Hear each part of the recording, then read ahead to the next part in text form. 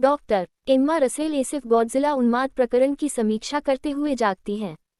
Maddie, उसकी लड़की रसोई में अपने विमुख पिता इम्प्रिंट रसेल के साथ बात कर रही है। एम्मा लड़की मैडी के साथ एक प्रयोगशाला में जाती है। वे केंद्रीय चीन में हैं। एक शासक कार्यालय में एक विशाल पतंगा हैचलिंग दर्ज कर रहा है। कीट मिश्रण करता है, फिर भी एम्मा उसे अपने ORCA गैजेट पर सही पुनरावृत्ति खोजने के लिए प्रेरित करती है, जो एक महत्वपूर्ण मामला मापा इलेक्ट्रॉनिक उपकरण है। अप्रत्याशित रूप से विस्फोट और गोलियां, सैनिकों का एक दल अंदर आता है और मैडी और एम्मा और गैजेट ले जाता है।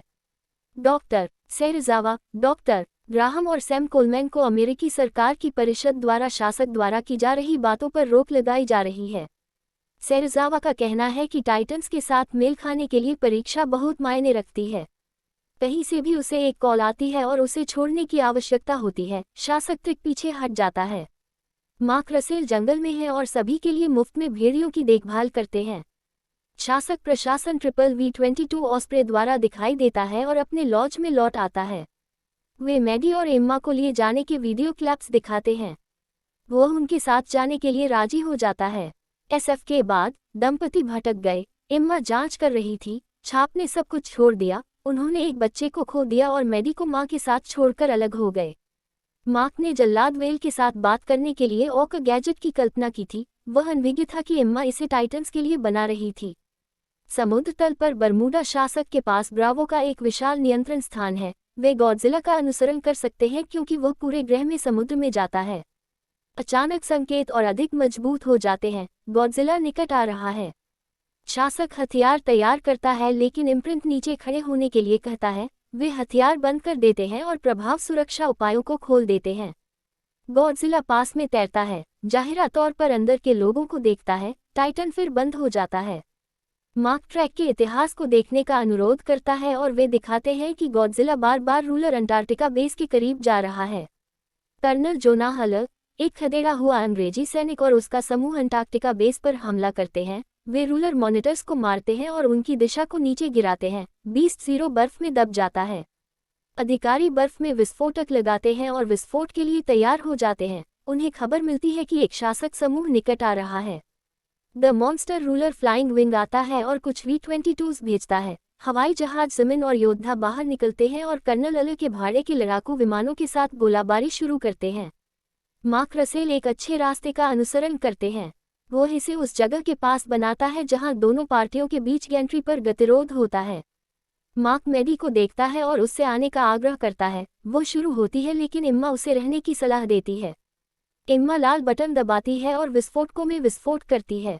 पूरा कार्यालय फटने लगता है और अलग अलग पक्ष दूर होने के लिए हाथापाई करते हैं। कर्नल अल, एम्मा और मैडी अपने V-22 में आते हैं और उतर जाते हैं। मार्क सैनिकों के एक समूह को बचाता है और थोड़ी देर बाद अपने हवाई जहाज पर पहुंचता है। अंतरिम टाइटन 0 में एक विशाल 3 पंक्ति वाला पौराणिक नागिन बर्फ से अलग हो जाता है। यह अतिरिक्त V-22 को देखता है और पास आता है। भड़कने के लिए तैयार होता है, लेकिन एम्मा बहती ऑस्प्रे से अपने ओक गैजेट के साथ इसे शांत करती है। फिर उस बिंदु पर वे उड़ान भरते हैं। कहीं से भी गॉडजिला दिखाई देता है और 3 सिर वाले बड़े जानवर से लड़ता है। जमीन पर मौजूद शासक समूह इस बात की कोशिश कर रहा है कि उसे कुचला न जाए। द बीस्ट-0 ये पता लगाता है कि गॉडजिला को एक फिशर में चलाकर उसे कैसे दूर किया जाए। ग्राहम को मारता है और दूर ले जाता है। शासक समूह पुनः प्राप्त किया जाता है। मार्क का कहना है कि उन्हें गॉडजिला को ट्रैक करने की जरूरत है। सुस्त टाइटन क्षेत्रों में 17 शासक गंतव्य हैं। मैक्सिको में एक कुछ विकास दिखा रहा है। फ्लाइंग विंग मैक्सिको की ओर जाता है। जगमगाते पूंछ पंखों वाला एक राक्षस अंधेरा पक्षी तरल मैग्मा रोडन के एक फव्वारे से बाहर निकलता है। मार्क शासक से पहाड़ के पास रहने वाले 11,000 व्यक्तियों को साफ करने का आग्रह करता है। शासक देखता है कि एक बड़ा उष्णकटिबंधीय तूफान इसी तरह मैक्सिको की ओर बढ़ रहा है। ये बीस्ट-0 है जो किसी तरह जलवायु को नियंत्रित कर सकता है। V-22 ऑस्प्रे व्यक्तियों को बचाता है और रोडन से युद्ध करता है। फ्लाइंग विंग रोडन को टाइटन 0 की ओर खींचने का प्रयास करता है। रोडन V-22 को व्यक्तिगत रूप से नीचे गिराता है। रोडन और बीस्ट-0 लड़ते हैं, जिसे बीस्ट-0 जीत जाता है और रोडन को समुद्र में गोली मार देता है। बीस्ट-0 अर्गो को लगभग मिटा देता है। फिर भी गॉडजिला फिर से प्रकट होता है। बीस्ट-9 को मध्य हवा से बाहर समुद्र में ले जाता है और समुद्र में बीस्ट-0 से जूझना शुरू कर देता है।